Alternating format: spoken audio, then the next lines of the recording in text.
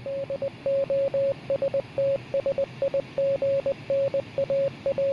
Lost Signals looks at This horror films is God. that were the early roles of famous actors. You've been bad. And another Halloween sequel. I think Michael is under the influence of an evil rune. With in-depth analysis, Trite, rhetorical, cliched, inane. adult content, Sniff it or he shoots you. adult language, He played pogo on his lawn. and spoilers. My birth cry will be the sound of every phone on this planet ringing in unison. Join us. Welcome back, y'all, to MOTS-O-Ween 2020 Death Year. And I am your cyber virtual reality overlord, Scott Thurlow, here with inventor of said virtual reality technology, Dr. Jonathan Ian Manzer. Virtual insanity. I wish I knew the rest of that song. And here with the MIC behind the scenes trying to turn it into a weapon, Christopher Morgan. Hello. And here with the little kid who just wants to play or read comics and play with his best friend, Stephen Amosi. I'm just a simple lawnmower who turns into a god. Uh-huh.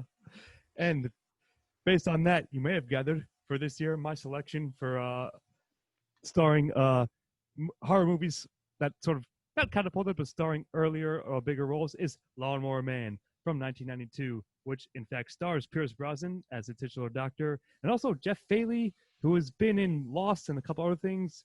He wasn't as big afterwards, but he was like in a couple of things. And the last thing is Austin O'Brien, which is a little kid who was also in The Kid from Last Action Hero the year after this movie. But also Hank from Breaking Bad, too. Yeah, he did it too, briefly. Dean Norris, right? Yes, that is his name. And so, yes, before we get into it, I will give you the log line. I've just come up with virtual monsters playing God, create virtual gods who are monsters, pretty much. True. And I think that's pretty much it. So with that, Steve-O, why don't you flesh out the plot of Lawnmower Man for us? Sure. So it starts off with Dr. Lawrence Angelo, played by Pierce Brosnan, who is trying to discover how to make ultimately people smarter, but initially animals smarter. So he's working with an ape who goes on a murderous rampage. Ape escape. Yeah, a great ape escape, if you will. Eventually, he comes into contact with Job, the titular Lawnmower Man, who has a low mental aptitude, I guess, and he tells him that he can make him smart by virtual reality, which is basically the description and the as much as you get out of this movie. And supplement by like psychotropic drugs. It's right. He throws virtual reality into his brain, and then he gets smarter. I also think there's a lot of like light causing seizures. Yeah. Which is an explanation. It's funny that they say that because there are a few scenes of like really rapid light movements that perhaps could have caused seizures in people. Probably before you were required to tell people that your movie might cause a seizure. So anyway, they start moving forward with the process of making him smarter through AI or VR, that is. And Jeff Fahey's character Joe becomes basically a god. He's got telekinesis, he's got telepathy, and he is able to like process like basically all the Earth's knowledge in a very short time. But it unfortunately makes him a monster, and only because they used the drug they initially used with the ape who went on a killing rampage. MIC behind the scenes is using like their experimental soldier drug essentially. Very important. This is not Pierce Brosnan's fault. So it comes down to a final confrontation between the doctor and Job. He puts a bunch of explosives all around the compound that Job is in, trying to become a god, and Job tries to get out, ultimately succeeding, but allowing everyone to escape. And I guess that's where Lawnmower Man 2 comes from. Yeah, beyond cyberspace, which they did make. Yeah, but not with any of the same people. Yes. I think Jeff Fahey's in it. I don't think he is. Not I think him. it's somebody else. Yeah. But yeah, that's basically the plot. Yep. So what do you make of it? I think that we've mentioned this. I mean, I'll be the first one to say it. I think we're all going to say it at some point during this podcast, but I went first, so suck it, everybody. There is a very good movie hidden within a very bad movie that happens in Lawnmower Man, and like, well said. The plot isn't great, but there are certain moments where it really shines, and like there are moments of really interesting stuff going on. And normally, or if it wasn't for that, I would give this a 1, but I think I'm gonna give it a soft 2 on this, or maybe even like a decent 2 on this, just because there are glimpses of something that could have been within this, and I really like those moments of this movie. I'm gonna give it a solid 2, and here's why. There's a lot of really good ideas in here, and I'm gonna say it that 3 of us did watch the director's cut, which yes, thank you for mentioning that. Yes. There is a which focuses more on Job's Lawnmower Man's journey, character development, and I think that character development was really well done. I think Pierce Brosnan's character as the scientist who is, as you know, as most are, exploited by the military. Those are 2 very strong characters, and those 2 characters led this story. The story itself, like you said, Steve-O, is kind of like this. But I mean, you know, in terms of a film like this that actually have solid character development, you know, I mean, you work with what you got, and I think they did a lot with what they had with regard to character. You can pick it apart in different places aesthetically. I think it's a pretty solid movie. I think it's dated. I think it would have been better with a higher production value, and we'll get to that weren't so mustache twirling and had better than big evil government things. But no, there's I actually enjoyed this film, so I'm definitely giving it a solid 2. So I wanted to talk more about that. The director's cut that we watched is legitimately what the director had given to the distributor and production company when he filmed it. And this was his intended vision. That the production company, the studio chopped it up because they wanted under 2 hours. So from what I understand, it's much more jarring. Where I do think in the director's cut, actually there is a progression that you see, and even to the point is Job is starting to feel himself before even getting injected with the aggression, and then the aggression injection doesn't necessarily turn him into a monster right away, but it starts changing his outlook and making him more like aggressive in determining his position. And it's the frustrations that he has to deal with, both getting revenge on his past wrongs and also just kind of saying, I'm now more than human. I deserve to direct the future of the lesser beings that are humans. I actually do feel that, yeah, it makes logical sense on at least the director's cut. I've never seen the theatrical release, so perhaps you can speak to that. But so what does that mean? You're giving it? I'm probably going to give it a 2 as well, because there are parts in this movie that are just stupid. I mean, yeah, I mean, certainly. So I agree with you guys. Generally, like, this is my pick anyways for this year, and I've seen Lawnmower Man, the theatrical cut, a number of times, and this is the most recent time. So I've never seen director's cut because of the way the distribution breaks down. I just watched the original, i.e. theatrical cut again.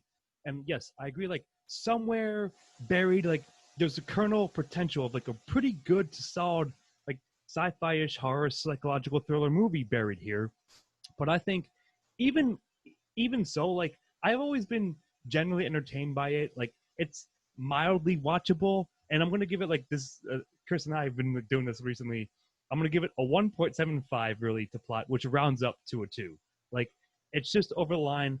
There are some things that drag it down, which probably will get cut up into further questions. But I'm also gonna basically follow suit with like an okay, solid enough 2 because of the potential and what they did do with it. Even though you could see it like that, it could have been so much more. Were handled and executed a little bit better on a couple of fronts. But yeah, I think I'm going to stand with that score anyways. So I just want to mention 2 scenes that really detract from this movie for me. One, it's first of all, Joe's portrayal, especially early on, reminds me of Tropic Thunder. Yes, where you don't go full Simple Jack. I I knew one of you was going to fucking say that. And then the widow who knows him as a mentally challenged individual kind of takes advantage of him, and that was slightly problematic for me. I mean, good for Job in ways, but I was uncomfortable watching the scenes. And then the abusive husband that he kills with a lawnmower is perhaps the worst supervillain moment I've ever seen put to film. Fair enough. I might be for stop, but I get what you mean. I think overall, like, I think we're agreeing on 2s, and like, yeah, it's just enough there, solid enough, whether it's director's cut or theatrical cut. So we're gonna agree on that. So with that, why don't you go to the themes, E? I'm gonna reference another work here because it's the best title ever.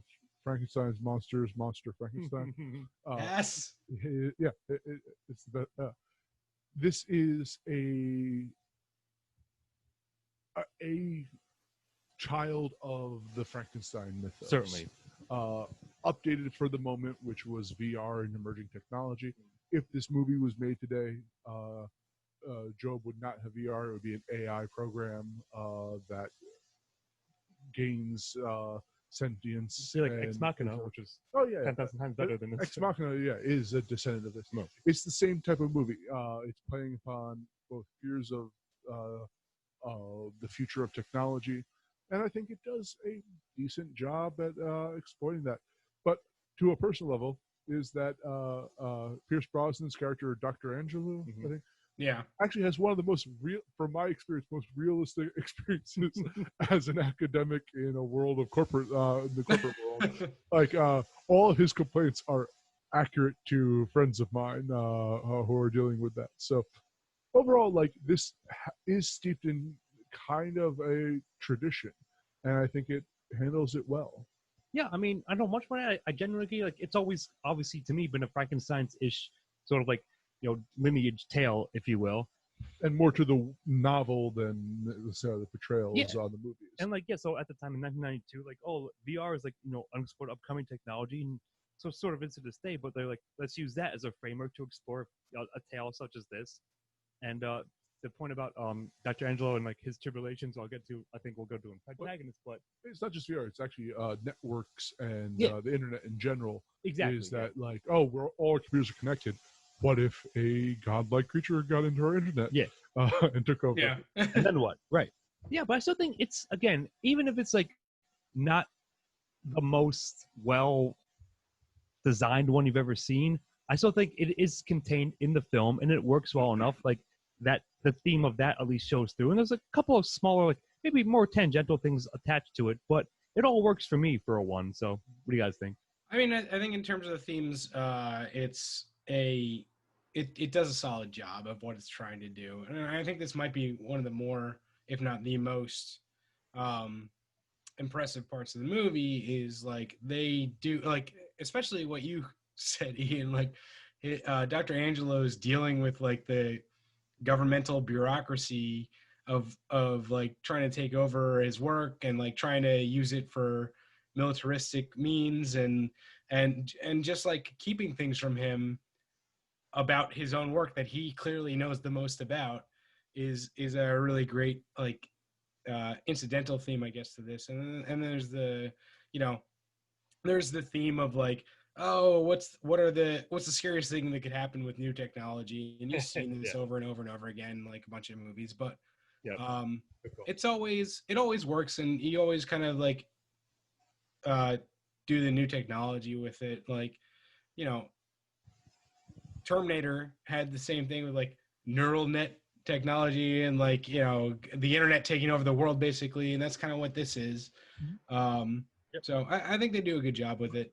Also, the point we just said is that Pierce Brosnan's character is constantly pushing incrementalism with technology. We need to stop while corporations are constantly pushing accelerationism.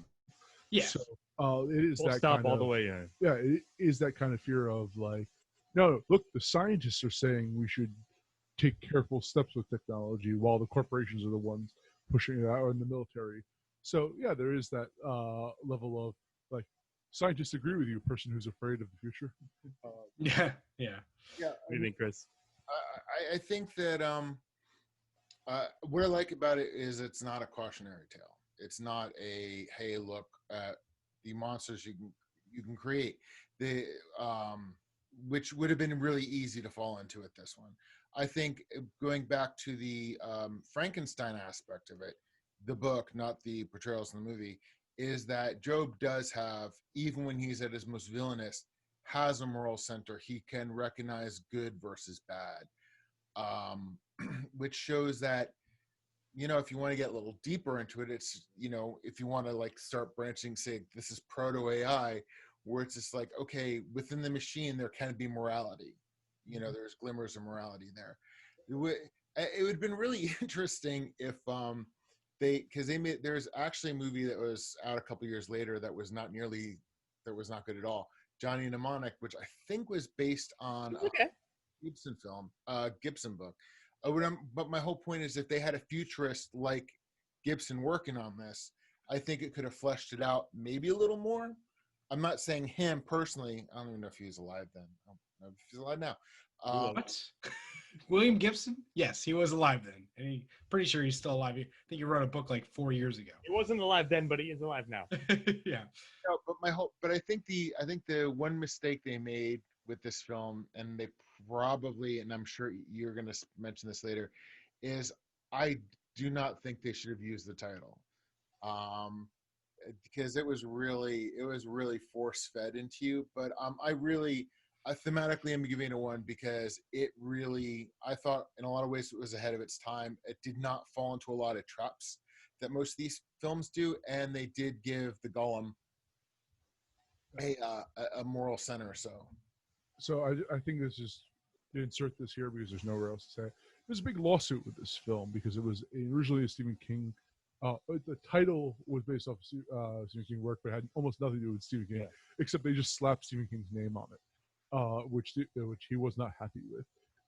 But when they released it, I think to video, they kept his name on it, which caused even more problems. So King sued the shit out of I think Miramax. Yeah, I feel like you should get permission before you put somebody's name on it. He lost the lawsuit and then put his name on anyway. Yeah, it's super like weirdly, but yeah, I feel like I think they bought the gut. I noticed in the director's cut, unless I missed it, Stephen King's name was not in the title credit, so I don't know about the theatrical. He sued his name off of this project. That's why it's a director's cut multiple times. But yeah, it is based on the King short story. And the original story is not even that great, so I wouldn't even know why he wanted to attach. Yeah, I've actually read the original Lawnmower Man. It has nothing to do with this film at all. I feel like they bought the rights to it. Like, oh, we had these rights sitting around. Let's slap it on this little like horror psychological 90s tech movie we're gonna make. But anyway, it sounds like it's enough for all of us for themes. Yeah. And I shall move on to antagonists. So this one's like maybe a split thing. Like, of course, what you want to say is like, I guess Job sort of becomes one, but you can make an argument that he's a protagonist. Maybe if it's not Dr. Angelo, but behind the scenes, of course, it's the I know, Chris, I'm going to steal something from you since I'm me. It's the MIC being like, we're fucking with the research. Like, Pierce Brosnan's character makes it very, very clear. He's like, listen, I need more time. I'm doing this and that. Like, nope, accelerate full speed, 100% right now. We need results. We need to show. They're funding you. They're giving you the grants and the money and stuff. So you need to show them that it's progressing. And here's how I'm going to do it. Like, the shady, like, secondhand MIC guy goes behind the scenes, injects, puts the drugs into the testing, unbeknownst to Dr. Angelo, right? So like it's like kind of a mix of both those things. Like certainly at the latter like the last 30% of the film, Job just goes full on like Legion, like evil Legion essentially.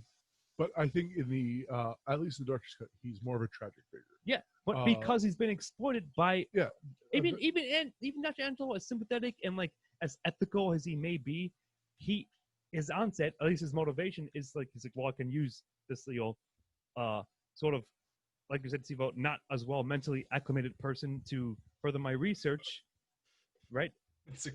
In the basement, like stuff. So I'm just saying, like, either way, like, even if it's like a split or like a sort of conglomerate of those things, I still think it always works. Like, and when it switches, even that still works pretty well. So interesting. I think I'm gonna give antagonist a 0. The like government is the only one that I can really give antagonist, or like the powers that be or whatever. The only one that I can really give antagonist to, and they're so like murky throughout, and it doesn't feel like, I get it, it does represent bureaucracy fairly well, but like I never felt antagonized by basically anything in this movie, unless it was like Job's own mind going against him. But I see him as more of a protagonist, so I'm not going to count him as an antagonist. And like the true, I guess, antagonist in this movie, and perhaps a reason that it really didn't work all that well for me. Like, I think we were talking beforehand, and I was like, this is 1/8 a brilliant movie and 7/8 like a bad, like mishmash of like genres. But like, I think a lot of what it was in terms of that was like, I didn't feel like there was a good antagonist in this movie. I never thought that there was anything that was like really great about the antagonizing forces. Yeah, I see it. I get what you mean. See, my big problem with it is that Pierce Brosnan, while he was auditioning for James Bond, this nebbish professor can outwile all of these like goons for this military-industrial complex. You're right. I was actually leaning towards the one there, but they don't feel threatening at all. Yeah. They feel more meddlesome. Right, yeah. Meddlesome is the worst way you can describe an antagonist of a movie, right? Saying they're just more annoying than antagonistic. Yeah. Even though they are filled with Jeff Bezos like so many bald white men in this. They aren't all that threatening. So yeah, I'm going to go with you convinced me. I'm going to give it a 0. Good, Chris. Yeah, I was gonna. Job being the antagonist was never an issue. It was always going to be the military-industrial complex of the. I figured. Bezos. Yeah, I'm going to give him a 0 because they were just slapped. It's just like, okay, here's the villain. It would be like me. It'd be like me trying to write a piece on Mitch McConnell and making him the bad guy. I would have, there's no nuance to it at all. It would be an empty gesture, sure. Or Ian writing Jeff Bezos' biopic, which I really want to see, by the way. Working on it. The guy who did Vice to direct it. Adam McKee, yeah. Actually, it'd be like me, but they're like, but the military-industrial complex. I mean, there is no nuance to it at all whatsoever. We all already hate them anyway. If anybody's watched any one of these shows, but perhaps in the '90s they didn't hate him as much as they did. Maybe perhaps this is even more forward-looking than we think. No, because there's precedent for it. Because there was things like Project X and certain things during the '80s. Sure. Well, certainly. I mean, I have to correct myself real quickly. I believe it's Adam McKay, not Adam McKee. That's what I said. Yeah. But I mean, you guys make pretty good points, but I still think maybe it just limps over the line just enough, and like to spread it out. But certainly, I don't begrudge your zeros. So let's mark it down and let's move on. Chris, then who is the protagonist of Lawnmower Man? That's really good. I'm gonna say it's both Dr. Angelo and Job, because Dr. Angelo is our first. basically it's like one of those things I think we talked about before, where it's kind of like a relay. So it's Dr. Angelo, the first third, Job more the second third, and the last third is really the two of them, because you're kind of both. Yeah. different perspectives. I'm giving them one. I know this movie is what it is, but it is a really well constructed, as far as characters go, as far as our two main protagonists goes, it's a very well character structured movie. It really is. Listen, if I was able to sit there for 2 hours and 20 minutes watching something whose trailers look like a 1990s version of an Asylum film. It looks like Reboot, that cartoon, if anybody ever saw that. I love Reboot. Yeah. You're completely right. Yeah, but you wouldn't if you watched it now, for sure. I tried recently. No. I am stressing once again, I watched the director's cut. It's 2 hours and 20 minutes. But I found when I first met Job and I saw him, he looked like one of the guys from South Park initially. I thought it was what's his name, the blonde dude from South Park. I was just like, what the fuck is this? Oh my God, I got to sit through this for 2 hours and 20 minutes. And then you had the evil priest and all that stuff. And it's like, oh. But once the movie got going, the two characters stopped. The two caricatures became characters. So it was quite interesting. It's like about the first 20 minutes, I was right, Steve. I was like sitting there going, oh my God, I don't know if I can sit through this shit. And before I knew it, I was with them on the journey. So I'm going to give this a fairly strong one. As I said, there's many things to pick on this film about, but in the director's cut,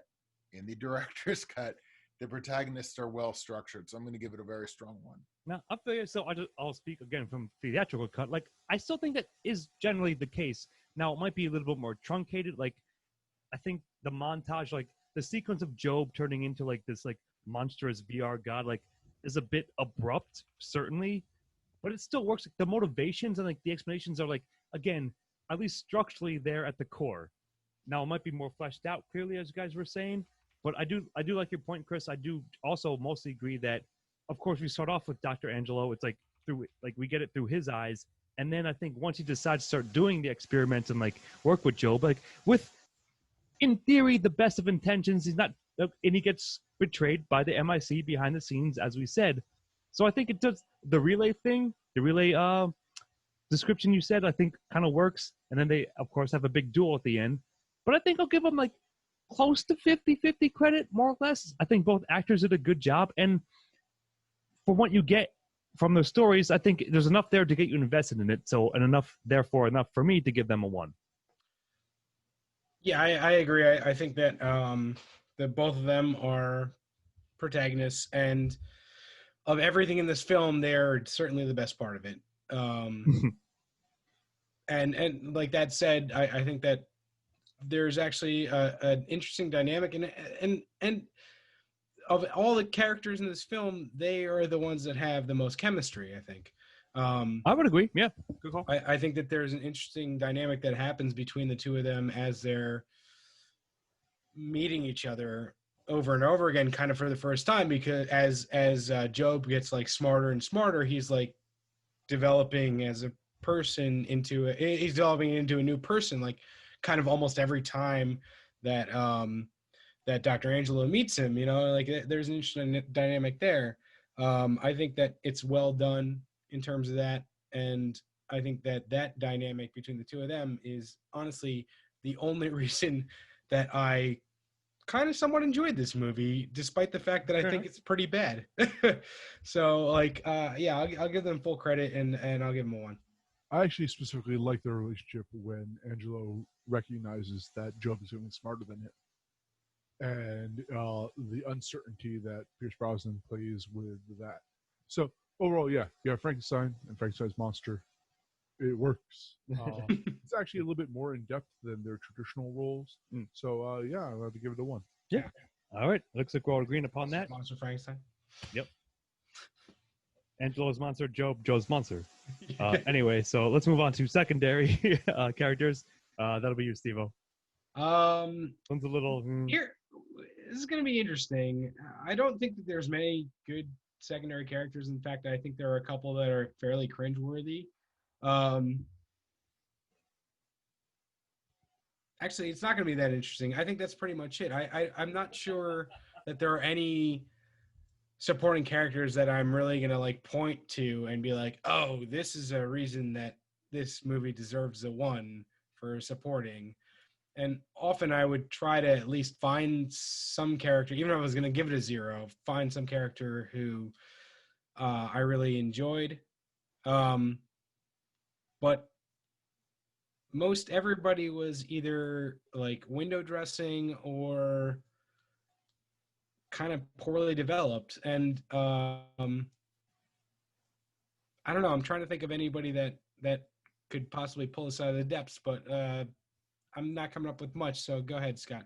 I mean, I don't necessarily disagree. Like, they're mostly there. Like, I guess the way I've always viewed it, and I'll have to describe it to you guys now, is like many of them, like a large majority, are like bouncing like orbitals in Job's world for the most part. Like the widow, and they got the gas station. Like even his friend, who like the older guy who works with him on the landscaping, like who drives him. Like he's sympathetic, he's friendly enough. But then the priest, of course, is also one-dimensional. But I thought you might say like maybe Peter, like the little kid who's just trying to be friends with them. But even he like is superficial at best. Like certainly I admit that. So I think I might like. I don't have a huge argument to tell you guys to give this a 1. I'm probably going to give it a softer 0, but still probably a 0 at the end of the day, unless somehow you have an argument against that. You didn't love the Irish stereotypes?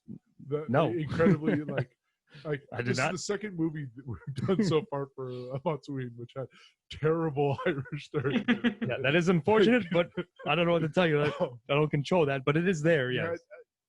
Jake, who felt like an extra in like a softcore porn, like as the villain of and the widow, as I mentioned earlier, who also felt like an extra in a softcore. No, actually, she felt like a main character in softcore porn. I'm sorry, I didn't mean to take that away from her. Like, this is probably one of actually the weakest parts of this film. Is that I would agree. The world they built is just unpleasant.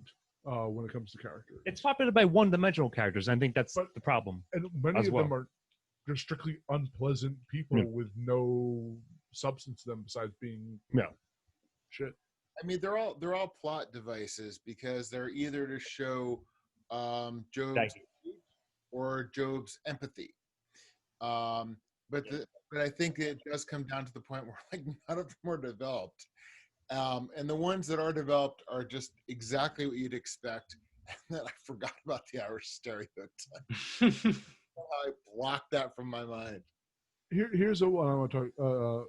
I think a great example of this. It's Angela's wife, where she was basically cut out of the theatrical release, from my understanding. She's only in like maybe 10 minutes or less in the TC cut. Yeah. But in this, she is kind of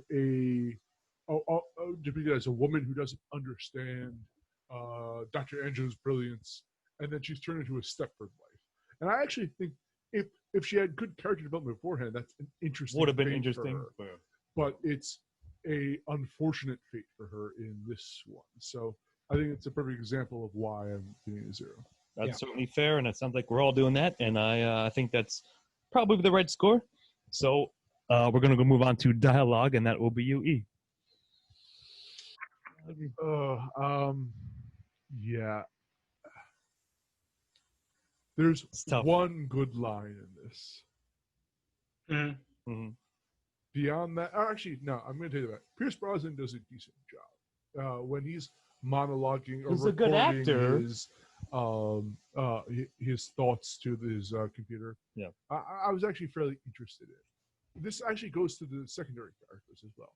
Is that almost all of the interactions in this that aren't Pierce Brosnan and smarter Job are painful at times to watch or completely forgettable. Yeah. Yes. So I'm gonna have to give this a 0.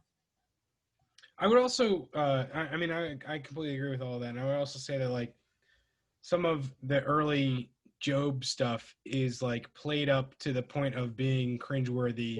Yeah. Like it's playing up to that he's not smart, or like he's that he's mentally less than, right?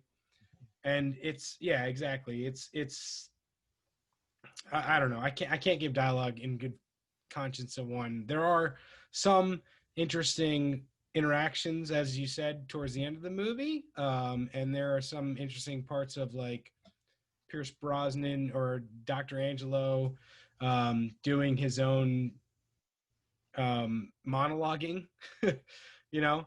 Yeah. But his interactions with his wife are kind of like shitty, and his interactions with the neighbor and like the neighbor kid and the neighbor mom, I guess, if you will, are like annoying. I found a lot of the interactions in this are just like really, really rote, hard / drama dialogue, I guess. And there's not a lot of love put into the dialogue of this movie, at least as far as I was concerned. And I'm going to give it a 0 for that. Okay, good, Chris. I'm going to give it a 0 for Dean Norris's teeth. Okay. Even for villain dialogue, I mean, it's bad enough when you have bad dialogue, but like to try to keep a mysterious villain from somebody we have yet to meet and just show their teeth, are you fucking kidding me with this bullshit? Yeah, it was kind of a joke. No. One last thing. Also, the techno babble was not impressive. Lackluster at best. As a Trekkie, I could tell you that even done well, technobabble is nothing more than to pad out bullshit. Yeah, I mean, I'm gonna agree. Like, of course, like not of course, but for anyone out there, there's one line that I like. Yeah, it's like a Twilight Zone line when he says it's got set up earlier when it's actually an interaction between Pierce, Dr. Angelo, and Job when he realizes that Job's becoming smart. I mean, even Job calls him. He's like, "I've surpassed you, Dr. Angelo. Like, I'm smarter than you. I know everything more. Like, etc." He's like, here's my plan to become cyber god. And Angelo's like, well, the first sign delusion is a Christ complex. He's like, yes, cyber Christ. My birth cry with the sound of every phone on earth ringing in unison. And of course, that is the ending scene. Now, that's cool. It always stuck with me. But that in no way outweighs like all this, the blandness and the forgettableness of most of the rest of it, as you guys have mentioned. They're locking down the mainframe with triple key locks in order to stop them from getting to the neural network. Yeah, etc., etc. Yes, those are words that have meaning individually. Sure, but yeah, I mean that's pretty much it. I'm gonna follow suit with you guys. We're all giving it 0s, and I think rightly so for the most part. So that'll bring me right along to style. Another like, I guess not shaky one. Like it's shot okay. I guess I'm leaning towards a 0. The special effects were all right even at the time, and they certainly don't hold up very well at this point. So, like, while I think it's, like, sort of campy and, like, charming for it, I don't know if I can give it credit because of that. So, that's what I'm leaning towards. So, with that, my opening reaction is that. What do you guys make of it? I'm going to make this real simple.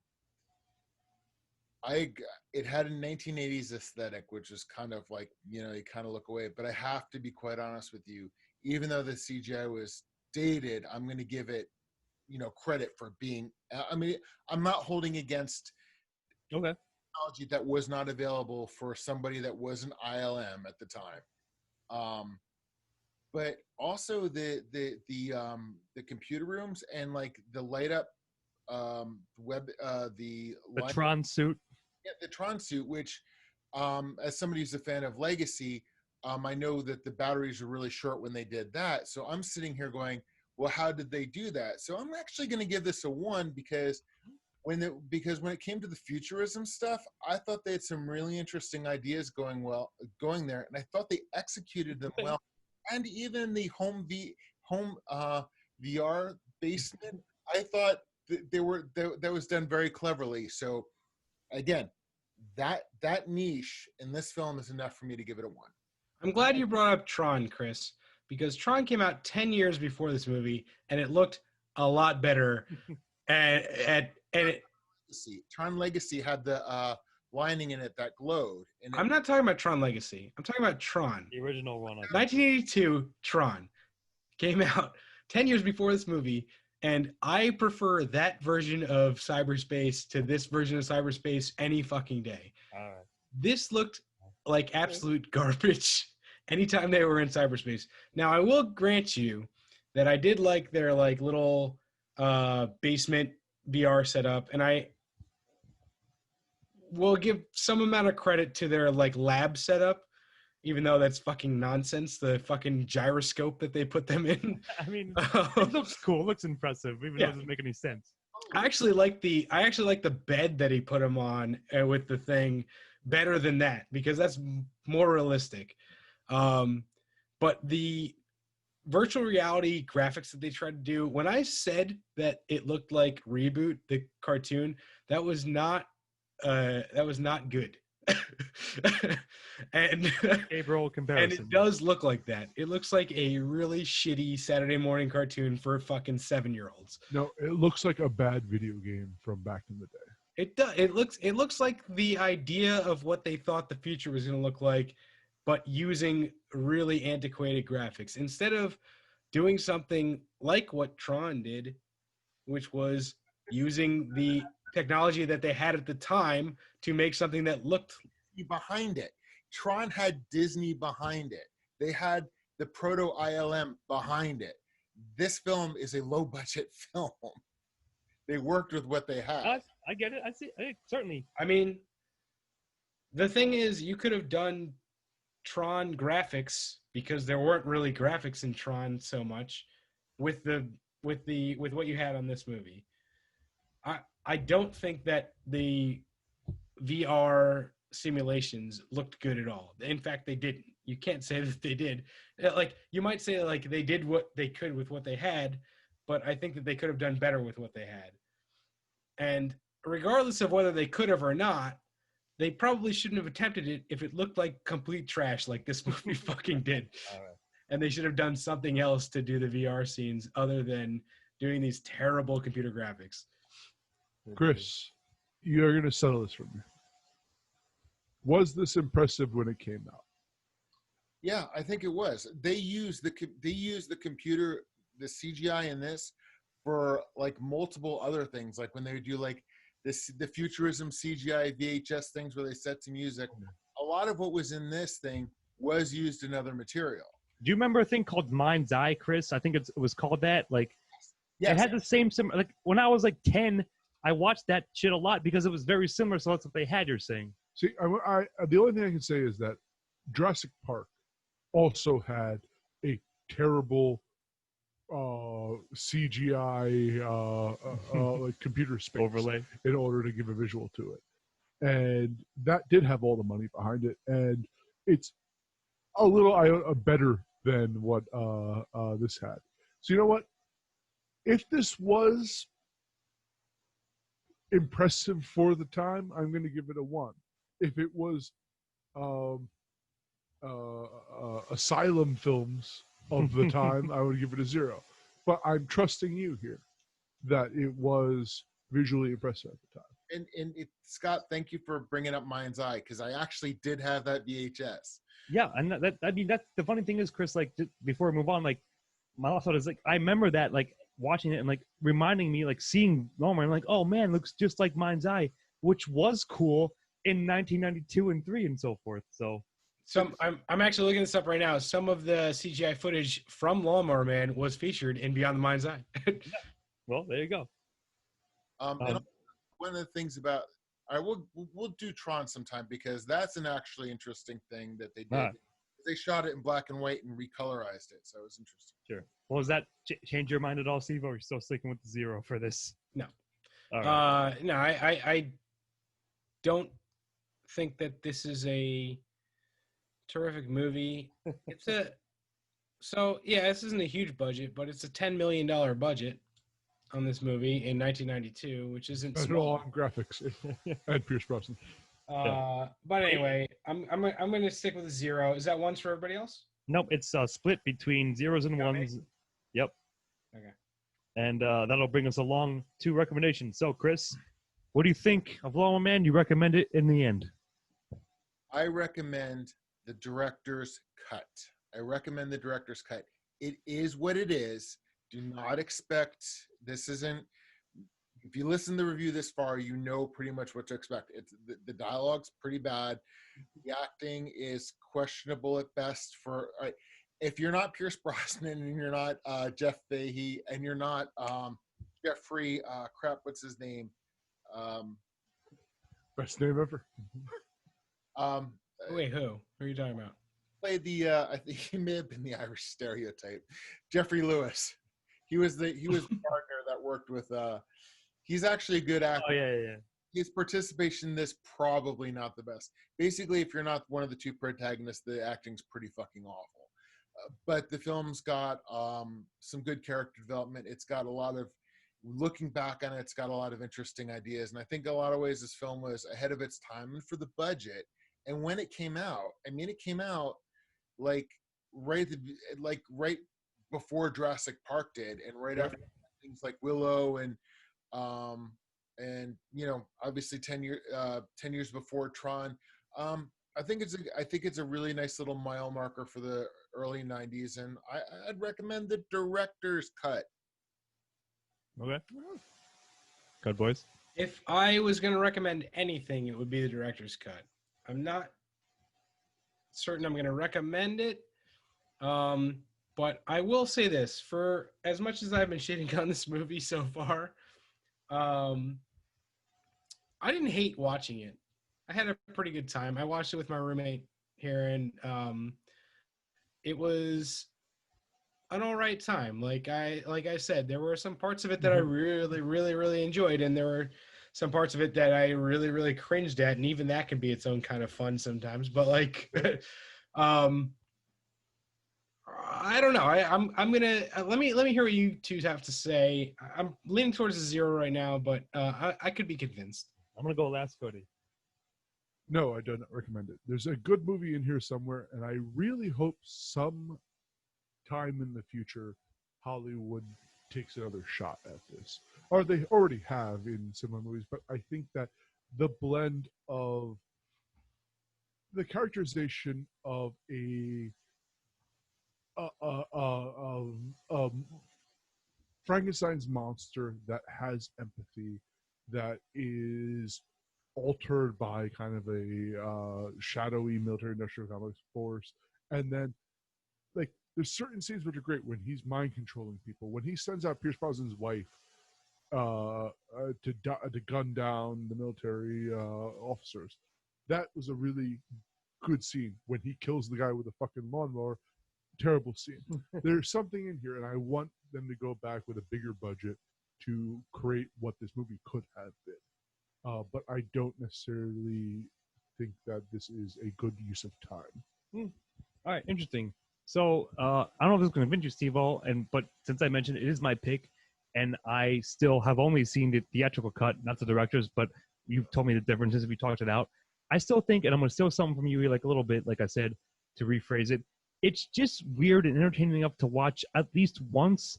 And this is probably like my third time maybe seeing it. I've probably seen parts of it when it was sometimes on in the background. I'm like, oh yeah, I want this scene and that scene. Like, I still think it's just worth it enough if you're gonna do like not bad, like it's not quite so bad it's good, but it's like close to that, like close enough to that it is worth at least one watch, and I would recommend it more than I wouldn't to people who hadn't seen it.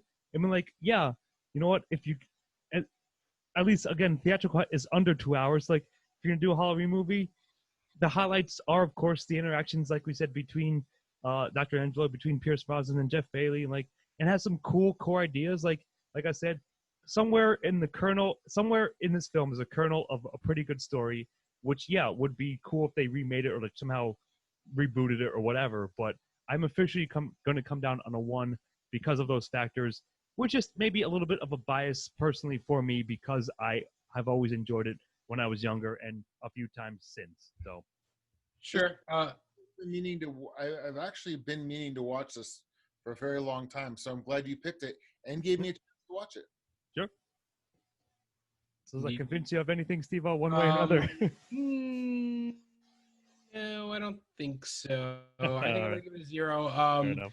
It's you make a decent argument, but it's not really like I would recommend a lot of other movies similar to this before I recommended this one, and I think that's really where I'm going to come down. So, like, I'm going to give it a 0 for recommend and call it a night. All right. Well, think that'll leave off, if anything, unless anybody has any final thoughts or questions or things they wanted to mention about Lawnmower Man. If not, all right. Well, here in cyberspace, we've given it so I've given it a 6, and so have you, Chris.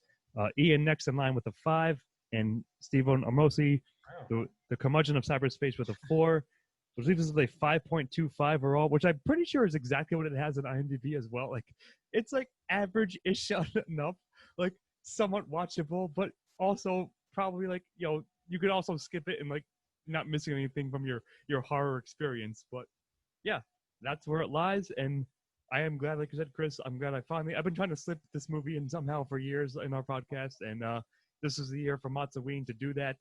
So yeah, that's where it leaves us, and like I said, I think that's pretty much about right for all the reasons we said, and I think I shall escape in cyberspace myself right now. I've been Scott Thurlow, here with my fellow researchers and/or Frankenstein's monsters, Jonathan Ian Manzer. I hope to be destroyed by my own creation one day. You certainly will. Chris Morgan. I'm keeping my phone on silent. And Stephen Amosi. And my birth cry will be the sound of me snoring. Yes. And that is very disturbing noise in case you haven't heard that yet out there. But I think that'll do it for this MOTS-O-Ween. Thank you so much for joining us. Good night. See you next time.